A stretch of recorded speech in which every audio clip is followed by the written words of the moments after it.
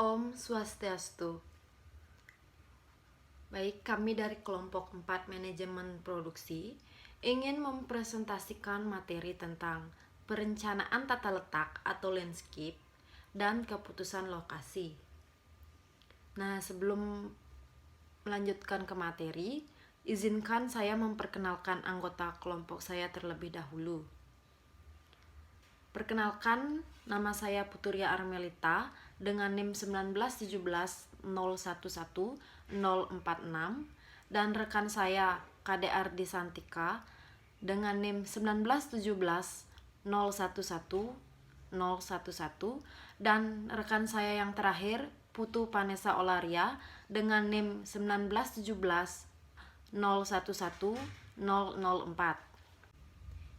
Nah, di sini saya akan menjelaskan materi tentang perencanaan tata letak. Pengertian tata letak menurut Heiser, Render, dan Munson, tata letak merupakan salah satu kunci yang menentukan efisiennya sebuah operasi perusahaan dalam jangka panjang. Tata letak yang efektif dapat membantu sebuah organisasi untuk mencapai strategi yang mendukung perbedaan, harga rendah atau respon. Jadi, tata letak adalah suatu keputusan penting yang menentukan efisiensi operasi secara jangka panjang. Selanjutnya, pengertian tata letak fasilitas menurut Wigno Subroto. Beliau mengemukakan bahwa tata letak fasilitas merupakan tata cara pengaturan fasilitas-fasilitas pabrik guna menunjang kelancaran proses produksi. Nah, secara garis besar, tujuan utama dari tata letak fasilitas adalah untuk mengatur fasilitas produksi yang paling ekonomis untuk operasi produksi, aman dan nyaman, sehingga akan dapat menaikkan moral kerja dan performance dari operator. Selanjutnya, macam atau tipe tata letak dan dasar-dasar pemilihannya. Ada 4 macam tipe tata letak dan dasar-dasar pemilihannya. Yang pertama, berdasarkan aliran produksi atau produk line produk atau produk layout didefinisikan sebagai metode atau cara pengaturan dan penempatan semua fasilitas produksi yang diperlukan ke dalam suatu departemen tertentu atau khusus. Yang kedua, berdasarkan lokasi material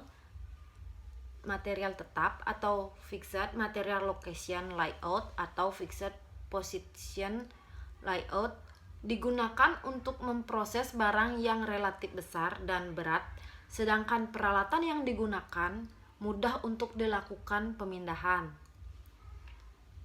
Yang ketiga, berdasarkan kelompok produk atau produk family, produk layout atau grup teknologi layout. Komponen yang tidak sama dikelompokkan ke dalam suatu kelompok berdasarkan kesamaan bentuk komponen, mesin atau peralatan yang dipakai. Dan yang terakhir, berdasarkan fungsi atau macam proses fungsional atau proses layout, di mana semua operasi dengan sifat yang sama dikelompokkan dalam departemen yang sama pada suatu pabrik atau industri. Selanjutnya, desain tata letak yang baik untuk fasilitas. Nah, yang perlu ditetapkan sebagai tata letak yaitu yang pertama ada peralatan penanganan bahan. Nah, di mana manajer harus menentukan peralatan yang akan digunakan seperti ban berjalan.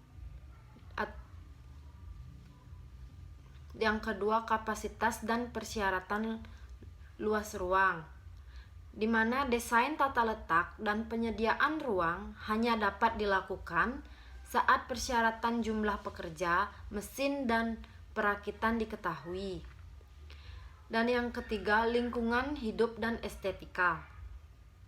di mana penentuan tata letak juga harus membutuhkan keputusan mengenai jendela, penghijauan, dan tinggi atap untuk menyediakan aliran udara, mengurangi kebisingan, dan menyediakan keleluasan pribadi.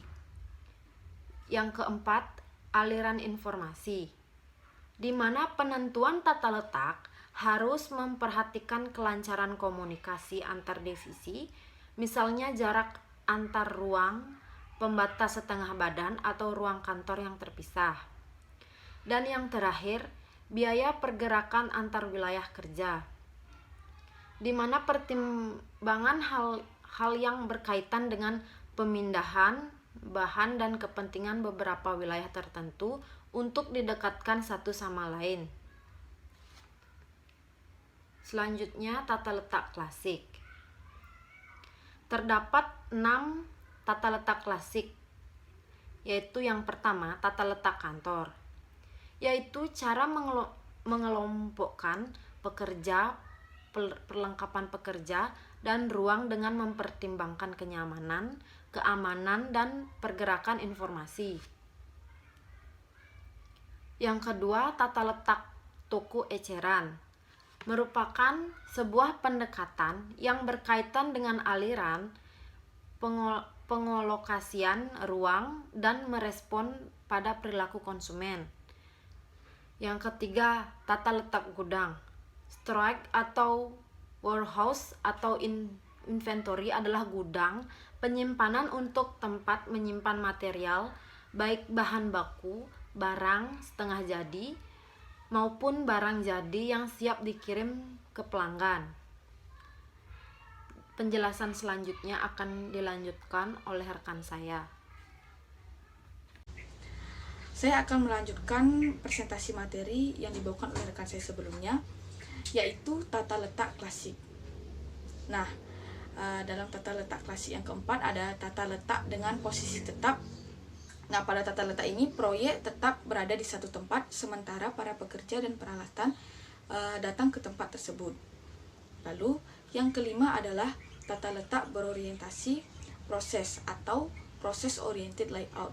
Nah, dalam menangani beragam barang atau jasa secara bersamaan, ini adalah cara tradisional untuk mendukung sebuah strategi diferensiasi produk. Lalu, yang keempat adalah tata letak sel kerja. Nah, pengaturan sel kerja ini digunakan di saat volume memerlukan pengaturan khusus mesin dan peralatan. Nah, lalu kemudian yang selanjutnya adalah tata letak berorientasi produk. Tata letak berorientasi produk diatur di sekitar produk atau sekumpulan produk yang jumlahnya besar namun variasinya sedikit. Masalah dalam tata letak berorientasi produk seperti menjaga keseimbangan di setiap stasiun kerja. Tujuannya yaitu meminimalkan ketidakseimbangan dalam lini produksi. Nah, tentu di tata letak berorientasi produk ini terdapat keuntungan dan juga kerugian. Keuntungan yang didapatkan adalah yang pertama, biaya variabel per unit rendah. Yang kedua, jumlah produk yang besar dan terstandarisasi. Yang ketiga, biaya penanganan bahan baku yang rendah. Yang keempat adalah mengurangi persediaan barang dalam proses, dan yang kelima adalah memudahkan pelatihan dan pengawasan. Adapun kerugian yang terdapat pada tata letak ini yaitu yang pertama, penghentian pekerjaan pada titik manapun di seluruh operasi dan fleksibilitas yang rendah. Lalu selanjutnya adalah tata letak proses produksi berulang dan berorientasi pada produk. Nah, tata letak yang berorientasi pada produk disusun di sekeliling produk atau keluarga produk yang sama yang memiliki volume tinggi dan bervariasi rendah. Adapun asumsi yang digunakan yang pertama adalah volume yang ada mencukupi untuk utilisasi peralatan yang tinggi. Lalu yang kedua adalah permintaan produk cukup stabil, memberikan kepastian akan penanaman modal yang besar untuk peralatan khusus. Lalu yang ketiga adalah produk distandarisasi atau mendekati sebuah fase dalam siklus hidupnya. Dan yang terakhir adalah pasokan bahan baku dan komponen mencukupi dan mempunyai kualitas yang seragam. Nah, materi selanjutnya yaitu adalah keputusan lokasi. Lokasi merupakan suatu tempat berlangsungnya kegiatan usaha. Nah, lokasi usaha ini merupakan suatu investasi jangka panjang bagi perusahaan yang menjadi pertemuan antara pembeli dan juga penjual yang dilakukan di suatu tempat. Seberapa sering suatu usaha dikunjungi oleh konsumen dipengaruhi oleh penentuan lokasi dari usaha tersebut. Menurut Heiser dan Render tahun 2012, lokasi memiliki kekuasaan untuk membuat strategi bisnis perusahaan sehingga lokasi merupakan pendorong biaya dan pendapatan pada perusahaan. Maka, lokasi seringkali memiliki kekuasaan untuk membuat strategi bisnis perusahaan. Adapun menurut Handoko tahun 2012, pemilihan lokasi berarti menghindari sebanyak mungkin seluruh segi-segi negatif dan mendapatkan lokasi dengan paling banyak faktor-faktor positif. Nah, sekian dari materi dari saya. Yang selanjutnya akan dilanjutkan oleh rekan saya. Saya akan menjelaskan tentang tujuan strategi lokasi. Tujuan lokasi merupakan sesuatu yang ingin dicapai perusahaan berdasarkan letak atau tempat usahanya. Tujuan lokasi diharapkan bersifat positif dan sesuai dengan harapan yang telah ditentukan sebelumnya. Tujuan lokasi secara tidak langsung terdapat dalam visi dan misi perusahaan yang diharapkan dapat tercapai. Menurut Heiser dan Render 2015, tujuan strategi lokasi untuk memaksimalkan keuntungan dari lokasi bagi perusahaan.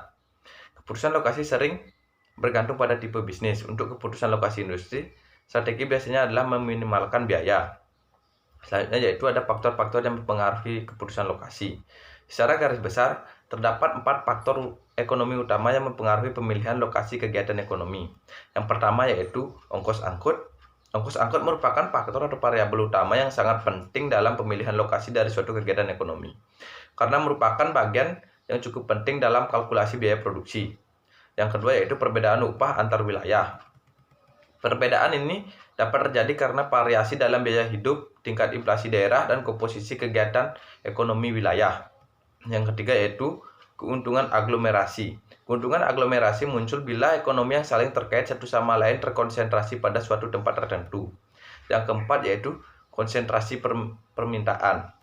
Bila suatu perusahaan berlokasi pada wilayah di mana terdapat konsentrasi permintaan yang cukup besar, maka jumlah penjualan diharapkan akan dapat meningkat. Di samping itu, biaya pemasaran yang harus dikeluarkan perusahaan menjadi lebih kecil karena pasar telah ada pada lokasi di mana perusahaan berada.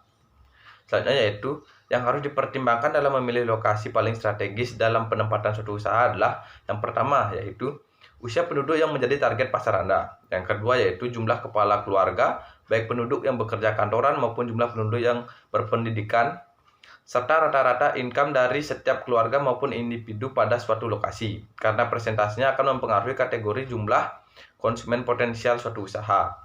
Yang terakhir yaitu jumlah penduduk, baik pria maupun wanita. Jumlah tersebut akan mempengaruhi target persentase pasar usaha. Nah, langkah terakhir dari proses keputusan lokasi adalah memilih lokasi khusus dalam suatu komunitas. Perusahaan harus memilih suatu lokasi paling sesuai dengan pengiriman dan penerimaan, batas zona, layanan umum, ukuran, dan biaya. Faktor yang mempengaruhinya yaitu yang pertama, ukuran dan biaya lokasi. Yang kedua, sistem transportasi, baik itu udara, kereta, jalan bebas hambatan, dan transportasi air lainnya. Yang ketiga yaitu pembatasan daerah. Yang keempat adalah kedekatan kepada jasa atau pasokan yang dibutuhkan. Dan yang terakhir, permasalahan dampak lingkungan hidup. Baik, itu saja penjelasan dari saya kembalikan ke moderator. Nah, sekian presentasi dari kelompok kami. Jika ada salah kata, kami mohon maaf. Kami tutup dengan para mesanti. Om Santi Santi Santi Om.